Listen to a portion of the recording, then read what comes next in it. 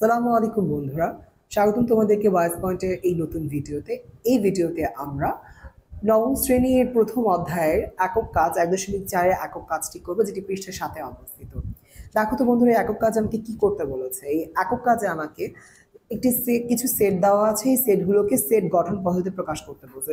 সেটগুলোর কিন্তু প্রত্যেকটার আমার উপাদানগুলো দেওয়া আছে ডিরেক্টলি। তার মানে এরা কিন্তু আছে তালিকা পদ্ধতিতে, এদেরকে প্রকাশ করতে হবে সেট গঠন পদ্ধতিতে। বন্ধুরা একটু খেয়াল করো, সেট গঠন পদ্ধতি করতে হলে আমাদেরকে প্রথমে কি করতে হয়? আমাকে প্রথমে জানতে হয় যে যেই সেটটিকে আমি সেট গঠন পদ্ধতিতে প্রকাশ করব, সেই সেটটির প্রত্যেকটি উপাদানের মধ্যে কি শর্ত আরোপ করা যায়। একটা শর্ত, একটা কন্ডিশন আমরা জানতে চাই। আমরা যদি একটু এই সেটের দিকে তাকাই, আমরা কি দেখতে পাই? আমরা এটাই দেখতে পাই যে এই সেটের উপাদানগুলো কি কি? -28, -21, -14, -7, 7, 14, 21, 28। এই প্রত্যেকটি উপাদানই কি আমার 7-এর গুণিতক না? হ্যাঁ, প্রত্যেকটি উপাদানই কিন্তু আমার 7-এর গুণিতক। অর্থাৎ 7কে যদি আমি 1 দিয়ে গুণ করি 7 পাই, 2 দিয়ে গুণ করলে 14 পাই, 3 দিয়ে গুণ করলে 21 পাই, 4 দিয়ে গুণ করলে 28 পাই। ঠিক তেমনি ভাবে আমি যদি -1 দিয়ে 7কে গুণ করি -7 পাই, -2 দিয়ে গুণ করলে -14, -3 দিয়ে -21, -4 দিয়ে -28। তার মানে এরা প্রত্যেকে কি 7-এর গুণিতক, এবং এরা কি একে তো এরা প্রত্যেকে 7-এর গুণিতক, এবং এই যে প্রত্যেকটি সংখ্যা এরা কি পূর্ণ সংখ্যা না? হ্যাঁ, এরা ধনাত্মক হোক কিংবা ঋণাত্মক হোক, এরা কিন্তু প্রত্যেকেই পূর্ণ সংখ্যা। তাহলে দেখো, আমি এ সেটের জন্য কি কি শর্ত পাচ্ছি। প্রথম শর্তটি হচ্ছে গিয়ে এরা হচ্ছে গিয়ে এ সেটের যে প্রত্যেকটি উপাদান এরা কি পূর্ণ সংখ্যা হবে 1।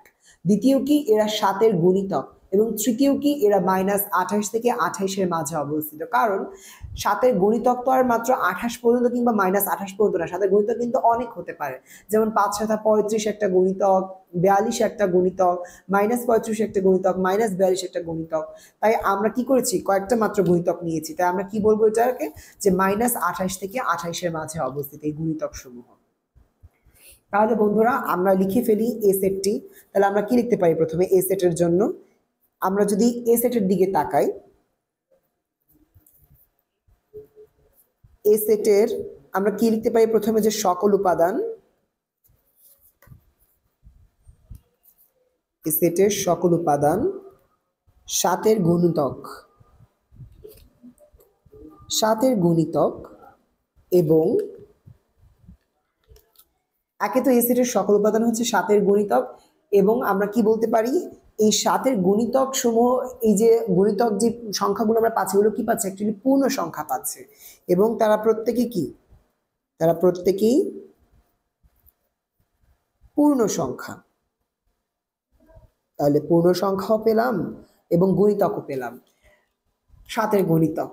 আর একটা শর্ত কি পেতে পারি, যে এই প্রত্যেকটা মান কি -28 থেকে 28-এর মাঝে অবস্থিত। এরা কি -28 থেকে +28-এর মাঝে অবস্থিত।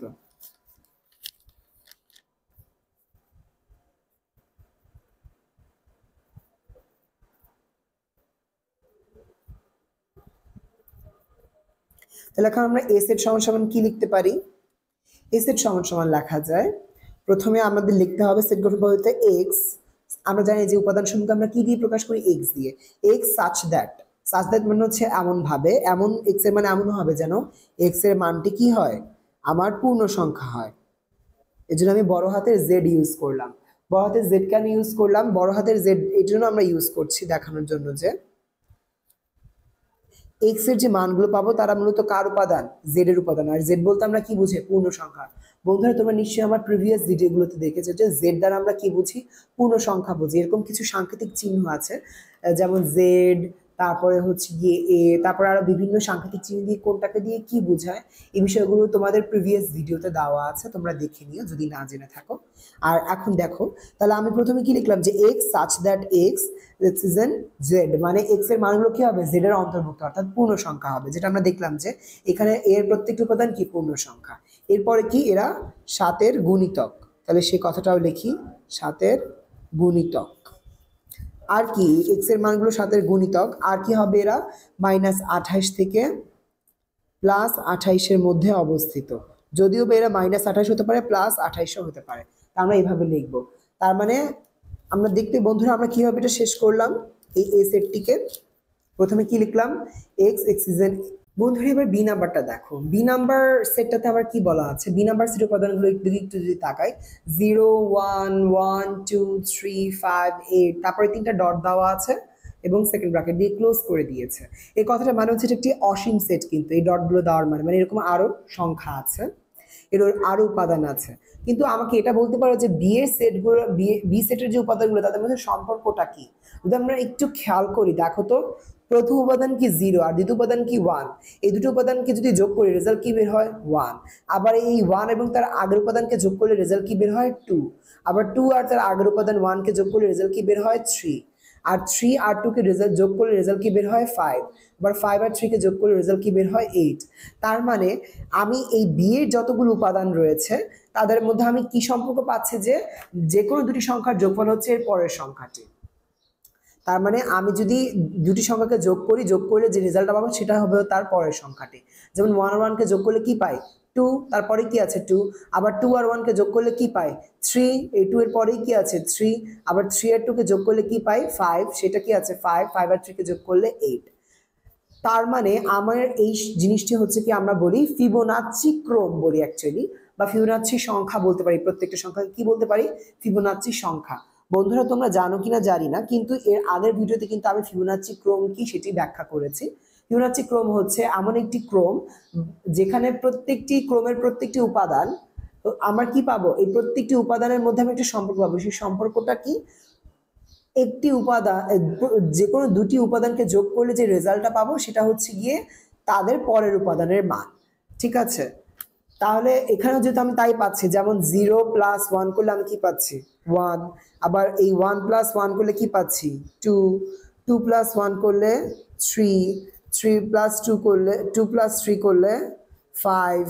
আবার 3 + 5 করলে 8। তার মানে এরা কি একের পর এক সংখ্যাগুলো কি হচ্ছে, পূর্বের দুটো সংখ্যা মিলিয়ে তৈরি হচ্ছে। তো এটাকে আমরা কি বলতে পারি, ফিবোনাচ্চি সংখ্যা। তাহলে এরূপ সংখ্যাকে আমরা বলি, এরূপ সংখ্যাকে ফিবোনাচ্চি সংখ্যা বলে। ফিবোনাচ্চি সংখ্যা বলে।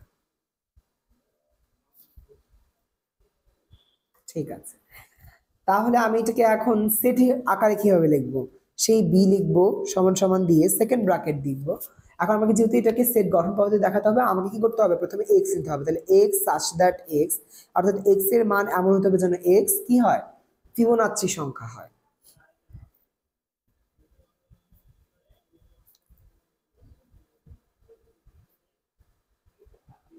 মনে রাখবি ফিবোনাচ্চি সংখ্যা ছাড়া কিন্তু এখানে আমি আর কোনো উপাদান পাচ্ছি না। এবং 8 এর পরে ডট ডট ডট দেওয়া মানে কি, 8 এর পরের উপাদানটা কি হবে বলতে পারো কেউ, 8 আর 5 কে যোগ করলে কত হয় 13।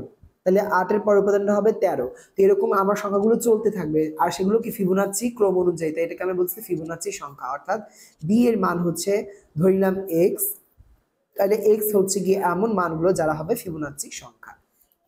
বন্ধুরা আশা করি তোমরা এটা বুঝতে পেরেছো।